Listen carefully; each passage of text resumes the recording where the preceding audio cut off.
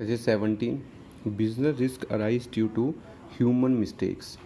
Do you agree with this statement? If not, then state the causes of business risk. ठीक है भी मतलब कि बिजनेस ਜਿਹੜੀਆਂ ਰਿਸਕ ਹੁੰਦਾ ਉਹ ਹਿਊਮਨ ਮਿਸਟੇਕਸ ਕਰਕੇ ਹੁੰਦਾ। ਮਨੁੱਖ ਜਦੋਂ ਗਲਤੀ ਕਰਦਾ ਤਾਂ ਹੀ ਰਿਸਕ ਹੁੰਦਾ। ਤੁਸੀਂ ਐਗਰੀ ਕਰਦੇ ਹੋ? ठीक है, अगर नहीं करते तो कॉजेज दसने भी किहड़े कॉजेज होंगे। तो in this statement this statement may be partially true. Partially का मतलब होंगे कि थोड़ी जी सच है, पूरी तरह सच नहीं हैगी। Risk is inherent in every type of business. Risk जोड़ा है वो अपने आप ही आ जाता बिजनेस के विच। ह्यूमन मिसटेक्स करके तो होंगे ही है, पर होर भी बहुत सारे कारण होंगे हैं। There may be risk which may happen due to human mistakes और केयरलैसनैस। मतलब ह्यूमन मिसटेक्स करके रिस्क होंदा है, लापरवाही करके भी होंदा है। But there are other reasons also causing business risk. Business risk arise due to a variety of reasons which may be classified as follows. Variety of reasons, बहुत सारे reasons हो सकते हैं। इन्हों की क्लासीफिकेशन की है। फर्स्ट क्या है?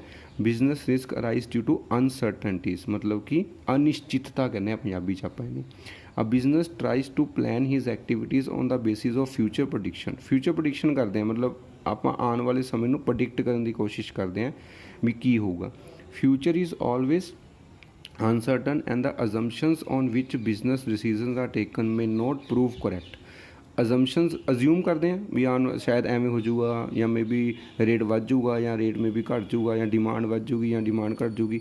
ਬਟ ਉਹ ਕਦੇ ਵੀ ਮੇ ਬੀ ਹੋ ਸਕਦਾ ਨੋਟ ਪ੍ਰੂਵ ਕਰੈਕਟ। ਕਈ ਵਾਰ ਉਹ ਕਰੈਕਟ ਪ੍ਰੂਵ ਨਹੀਂ ਹੁੰਦੀਆਂ। ਉਸ ਟਾਈਮ ਸਾਨੂੰ ਰਿਸਕ ਰਹਿੰਦਾ ਵੀ ਸਾਡੀ ਜਿਹੜੀ ਮਨੀ ਹੈ ਸ਼ਾਇਦ ਉਹ ਲੋਸ 'ਚ ਵੀ ਚਲੇ ਜਾਂਦੀ ਹੈ। The uncertainties may arise due to change in demand. ਕਈ ਵਾਰ ਚੇਂਜ ਇਨ ਡਿਮਾਂਡ ਹੋ ਜਾਂਦੀ ਹੈ, ਚੇਂਜ ਇਨ ਕੰਜ਼ਿਊਮਰ ਪ੍ਰੈਫਰੈਂਸ ਹੋ ਸਕਦੀ ਹੈ, ਗਵਰਨਮੈਂਟ ਪੋਲਿਸੀ ਚੇਂਜ ਹੋ ਜਾਂਦੀ ਹੈ, ਇਕਨੋਮਿਕ ਫੈਕਟਰਸ ਹੋ ਸਕਦੇ ਹੈ, ਜਾਂ ਵੇਗਰੀਜ਼ ਆਫ ਨੇਚਰ ਹੋ ਜਾਂਦਾ ਹੈ। All such uncertainties brings risk in business. मतलब कि प्रोडक्ट की डिमांड चेंज होगी, कंज्यूमर की प्रैफरेंस मतलब कि वो टेस्ट चेंज हो गया, वो लाइकिंग चेंज होगी, सरकारी नीति कोई पॉलिसी चेंज होगी, इकनॉमिक फैक्टर चेंज हो गया। वेजरीज ऑफ नेचर अजे होंदा है अनप्रडिक्टेबल और इरैटिक एक्शन। मतलब ऐसा एक्शन कोई होगा जो असी प्रडिक्ट ही नहीं कर सकते। कुछ ऐसी एक्टिविटी होगी जिमें सपोज अज की डेट तुम सोचो तो अज करोना जो चल रहा है, करोना वायरस, वो अनप्रडिक्टेबल सीगा, किसी को नहीं पता सीगा भी आ जाऊगा। तो वेगरीज ऑफ नेचर है। ठीक है, अनसर्टनटीज करके भी बिजनेस रिस्क अराइज हो जाता है। Risk is essential part of business, बहुत जरूरी पार्ट है। Risk is an essential characteristics of business. Every business has some risk. हर बिजनेस दे विच रिस्क होंदा है। Risk cannot altogether be avoided. इनू अवॉइड करया ही नहीं जा सकता, but it can be reduced, घटाया जा सकता है। प्रॉपर प्लैनिंग नाल forecasting of various factors may minimise the risk. इनू क्या कर सकते हैं आप? घटा सकते हैं, पर इनू खत्म कदे भी नहीं कर सकते हैं। Degree of risk depend mainly upon the nature and size of business. Degree मतलब भी कितना होगा, ठीक है, वो नेचर ते साइज़ ते डिपेंड करता है। Degree of risk is link to the nature and size of business. For example a person dealing in fashion items. हुण तो आप समझते हैं ਜਿਹੜੀਆਂ फैशन आइटम्स हैं उन्होंने जी डिमांड है घटती बढ़ती रहती है। अगर तो फैशन फुल ट्रेंड चलेगा तो बहुत सारी डिमांड आ जाएगी। कई बार फैशन बिल्कुल ही खत्म हो जाता उस चीज़ का, तो डिमांड जीरो भी हो जाती है।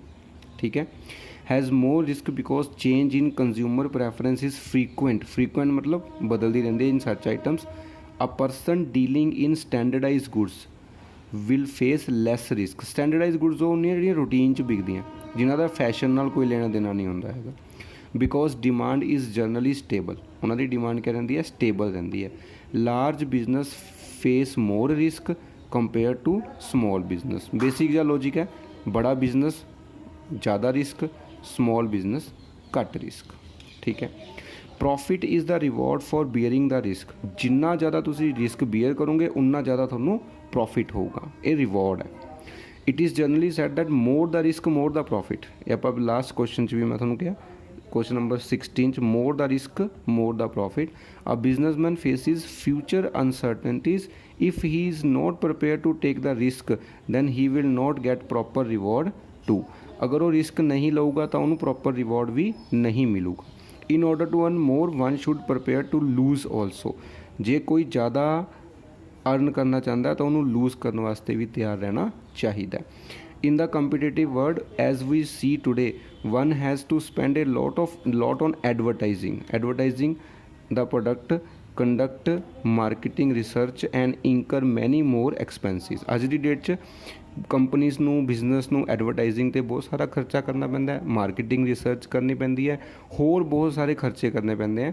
ਇਨ case the product is well received then he will get benefit, otherwise he will face losses. ਠੀਕ ਹੈ, ਜੇ ਪ੍ਰੋਡਕਟ ਜਿਹੜਾ ਹੈਗਾ ਵੈਲ ਰਿਸੀਵਡ ਹੋ ਗਿਆ, ਵੈਲ ਰਿਸੀਵ ਦਾ ਮਤਲਬ ਅਗਰ ਉਹਦੀ ਰੀਚ ਕਸਟਮਰ ਤੱਕ ਪਹੁੰਚ ਗਈ ਤਾਂ ਜਿਹੜਾ ਹੈਗਾ ਉਹ ਅਰਨ ਕਰੂਗਾ, ਬੈਨੀਫਿਟ ਹੋਊਗਾ, ਜਾਂ ਅਦਰਵਾਈਜ਼ ਉਹਨੂੰ ਕਿਆ ਹੋ ਸਕਦਾ ਹੈ, ਲੋਸ ਵੀ ਹੋ ਸਕਦਾ ਹੈ। One has to take risk in order to gain more. ਤਾਂ ਲਾਸਟ ਉਹੀ ਗੱਲ ਵੀ ਅਗਰ ਤੁਸੀਂ ਜ਼ਿਆਦਾ ਅਰਨ ਕਰਨਾ ਚਾਹੁੰਦੇ ਆ ਬਿਜ਼ਨਸ ਦੇ ਵਿੱਚ ਤਾਂ ਤੁਹਾਨੂੰ ਜ਼ਿਆਦਾ ਰਿਸਕ ਲੈਣਾ ਪਊਗਾ। ਤਾਂ ਇੱਥੋਂ ਇਹ ਪਤਾ ਲੱਗਦਾ ਕਿ ਜਿਹੜਾ ਰਿਸਕ ਹੈ ਉਹ ਜ਼ਰੂਰੀ ਨਹੀਂ ਵੀ ਸਿਰਫ ਹਿਊਮਨ ਮਿਸਟੇਕਸ ਕਰਕੇ ਹੀ ਹੁੰਦਾ, ਹੋਰ ਵੀ ਬਹੁਤ ਸਾਰੇ ਫੈਕਟਰਸ ਹੁੰਦੇ ਆ ਜਿਹਦੇ ਕਰਕੇ ਬਿਜ਼ਨਸ ਨੂੰ ਰਿਸਕ ਹੁੰਦਾ। ਠੀਕ ਹੈ ਰਾਜੇ।